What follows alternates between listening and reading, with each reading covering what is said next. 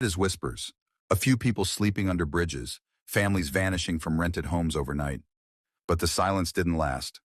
What began as isolated disappearances has exploded into a nationwide tragedy. Across China, tens of thousands have become invisible, not because they broke the law, but because an algorithm said they did. This is the dark side of China's social credit system, a digital prison built without walls. For years, state media praised it as a system of trust, a way to reward honesty and discipline. In reality, it's a scoring machine that tracks your every move, your spending, your friends, your posts, even your thoughts. One mistake, one overdue payment, one careless comment, and your digital score drops. And when it drops, life itself begins to shut down. No travel, no housing, no bank access. Your phone payment apps lock. Your ID flashes red. Your name appears on the national blacklist. At first, people believed it only targeted criminals. But when China's economy began to crumble, the net widened. Suddenly, anyone in debt, anyone late on taxes, anyone who dared to speak up was branded untrustworthy. In cities like Chengdu and Wuhan, landlords received quiet warnings: do not rent to low-score individuals. Overnight, entire families were evicted. WeChat and Alipay stopped working. Survival became impossible. Under bridges and highways, tent cities began to appear, filled with former teachers, engineers, and office clerks whose only crime was losing digital points. In Beijing, underpasses along the Fourth Ring Road have turned into zones of exile.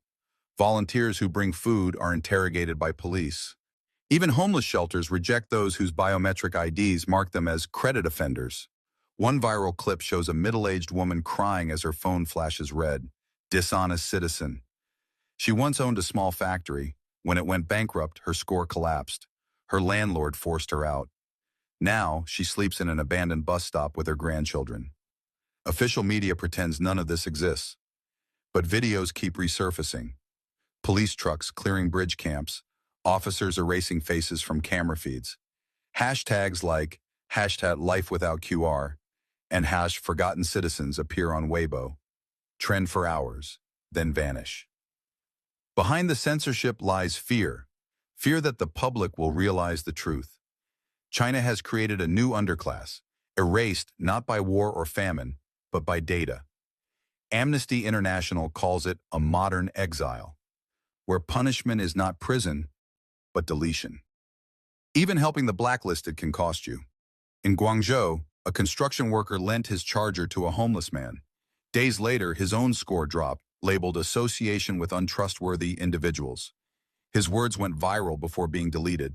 Kindness is dangerous now. Some provinces now run so-called rehabilitation zones, where low-score citizens must perform labor to regain points. Locals call them digital labor camps, places where broken people rebuild the very system that broke them. What's unfolding is more than social control. It's algorithmic punishment, a quiet, efficient way to erase those who don't fit the model of obedience. And across China, the erased are multiplying. China's system is unraveling faster than anyone imagined. The economy is stalling, debts are exploding, and trust has collapsed. Every week, more names vanish into the government's blacklist, erased not by crime, but by code. One user wrote before vanishing online, "In China, you don't get evicted for missing rent. You disappear because the system decides you're unworthy." What was once praised as a model of digital order has become a living nightmare.